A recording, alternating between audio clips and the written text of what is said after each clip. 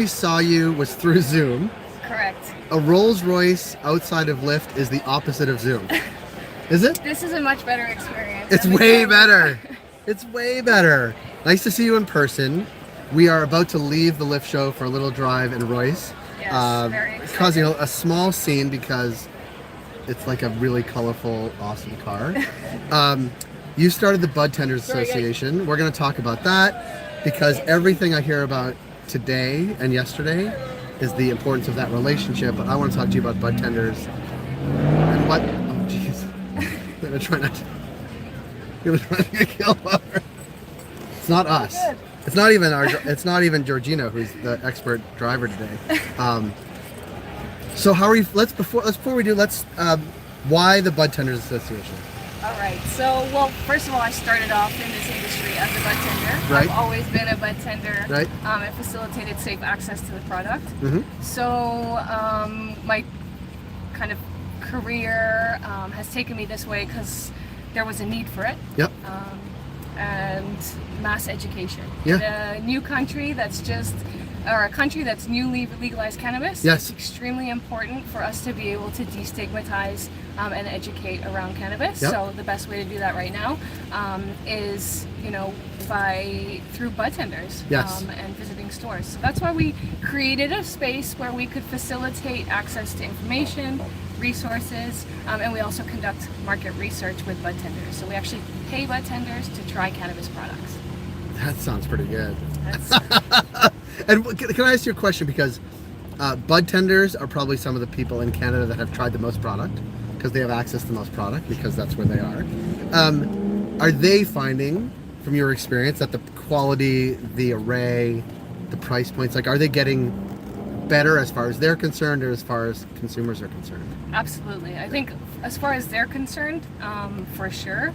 And we've seen that improvement in quality quite quickly over the last 12 months, especially, I believe, and in all the different products coming out. So there's still the consumer is very much shopping based on potency and price point right now, unfortunately. So, yeah. That means people bring me things that are too strong for me.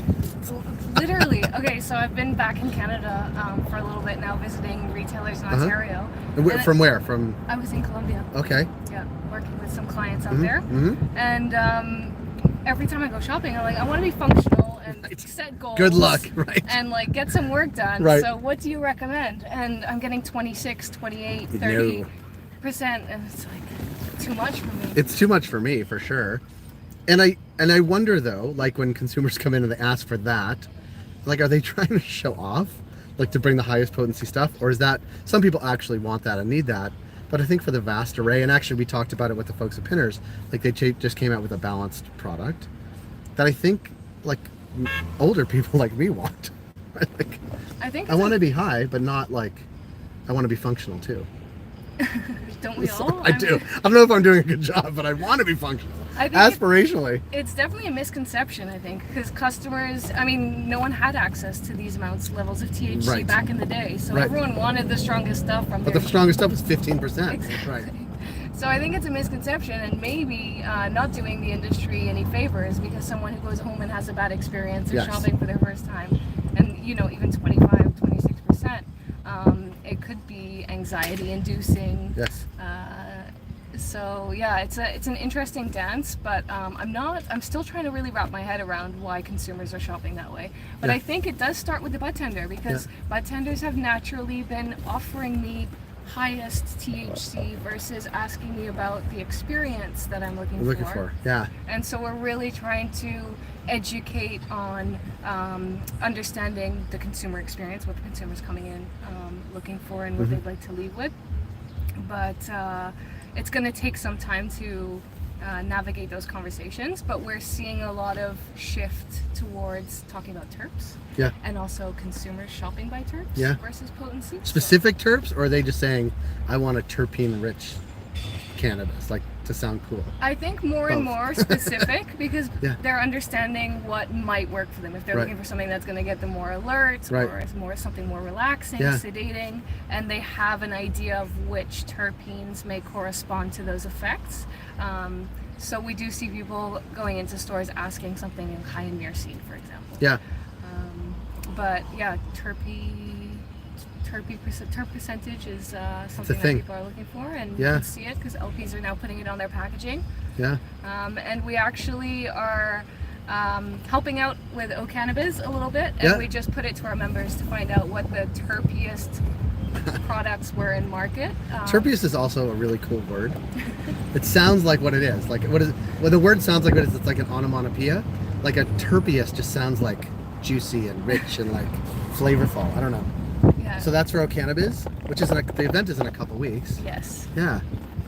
We're gonna be there. Nice. I'm gonna be So there. we're Yeah. gonna be helping out with the Budtender mixer. We have 40 BTA members that will be Nice. meeting with LP reps. Nice. Yeah, it's gonna be fun. Tell me how that goes. Like you reach out and say, hey, we have these bud tenders, or LPs and brands are like, we want to meet with your bud tenders. Can you facilitate that, or both? Yeah. So we have, so we're a community first and foremost. Right. That's what we do. We want to empower and inspire budtenders to progress and advance in the cannabis industry. They're, they have a huge amount of knowledge around products and a good understanding of the supply chain at this point. So really encouraging them to advance, and we do that through events, educational opportunities. And so a brand or a conference like Cannabis will reach out to us and say, we really want to spotlight budtenders because we realize how important they are in the industry. So we'll work with our membership to understand what it is that they're looking for out of these events. So we'll survey them. Who would you like to meet with? Right. Why would you like to meet with them? Which topics of conversation would you like to explore, or what do you need to learn? Which tools can improve your? I guess can you add to your toolkit? Right. So yeah, we'll connect with the organization that we're working with, and then we'll host something epic. Right now at Lift, we have an art gallery. Cool. There's a massive intersect between cannabis, art, music, and many of our members are very, very creative and have beautiful minds. So we're showcasing that. Oh, that's cool. So it's budtender art. Yes. Ah. All done by members, That's and cool. we're auctioning it off today and tomorrow. And the proceeds, 20% of the proceeds, will go to either Cannabis Amnesty, Lost Prisoner Project, or another great organization in the space. Cool. And the artists keep the remaining amount for I like themselves. it. I like it. Cool. And how do you attract budtenders into your realm? Like, is it word of mouth? Are you actively out there, like when new stores open, like, hey, let your budtenders know about what we're doing? A little bit of both. Yeah. Definitely. It's hard to keep up in Ontario. There's so many fucking stores.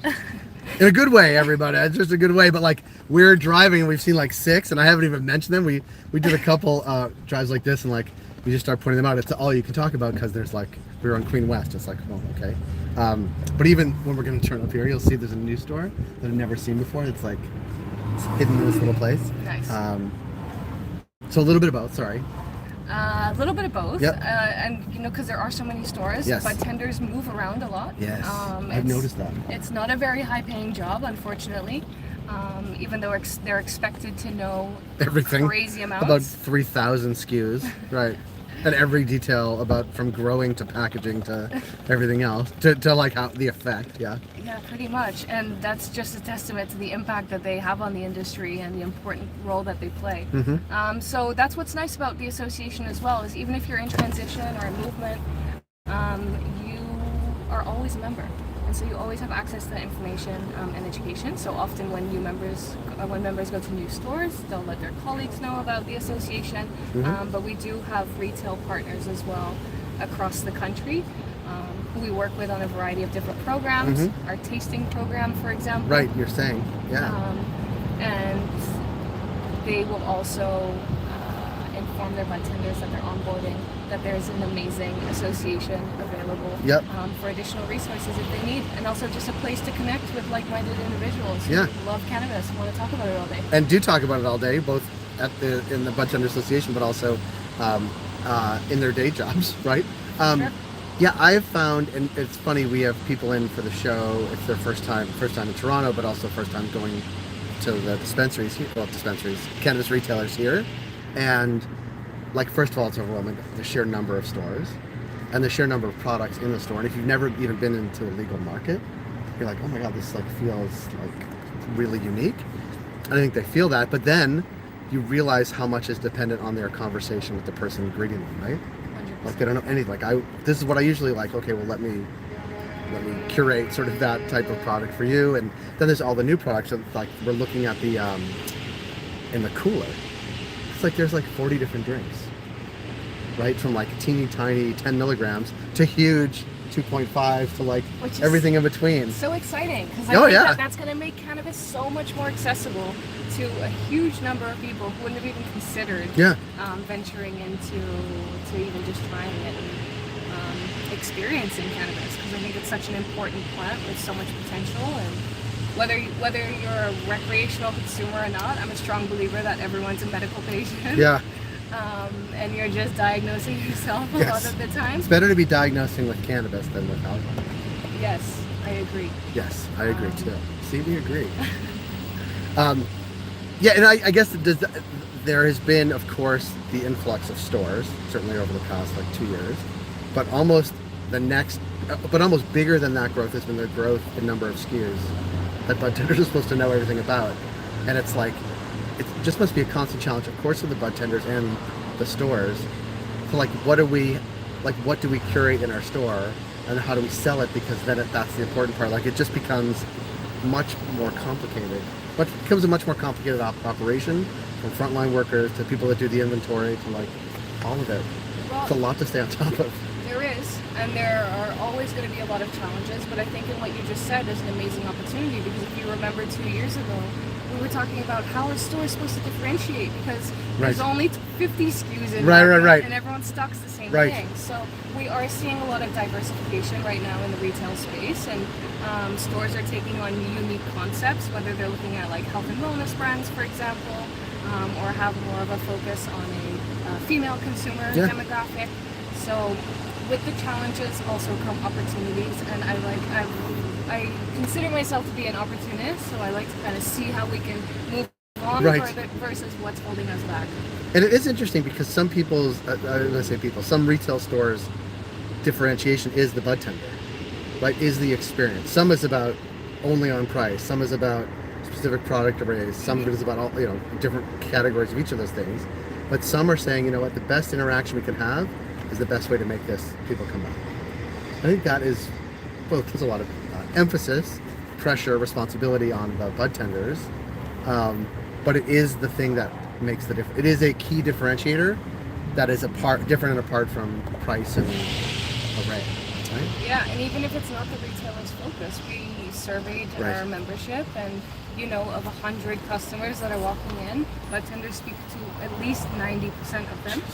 And of those conversations, they reckon that over 50% leave the store having purchased one of the products that they recommended, and they recommend an average of 3 products per conversation.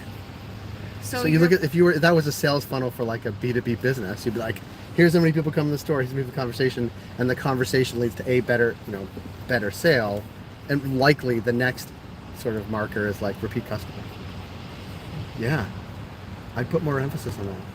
Yeah, we're working. Not on you. it. I meant retailers. Yeah, we're working on it, informing retailers that they need to be investing in their staff, providing them with opportunities for education and advancing their careers and additional certification, so that they have that leg up and that unique difference that's going to help propel their store forward.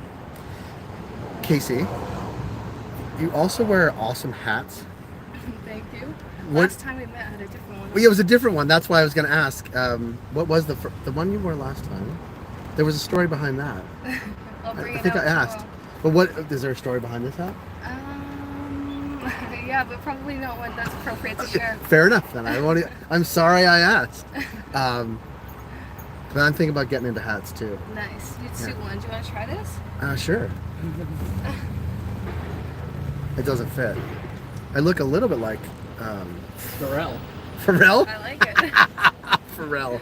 That's nice. true. You look good. It looks good. I do like get the right size for you. Yeah. Fit the What is your advice about people in hats? Like, what do you say when they say if I want to get into hats, what should I look for? Size, obviously. Yeah, I can also introduce you to some designers.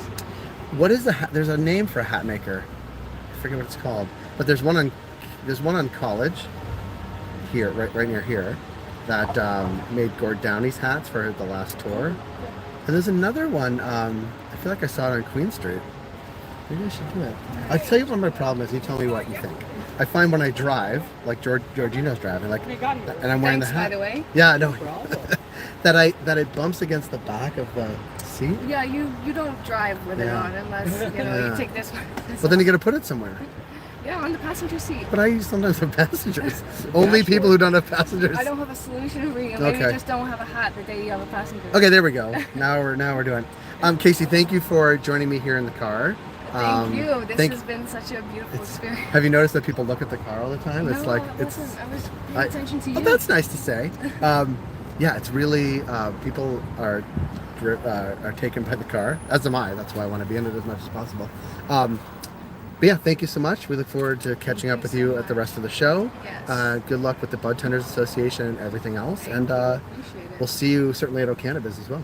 Yes, can't wait. Looking forward to it. Thanks, Casey.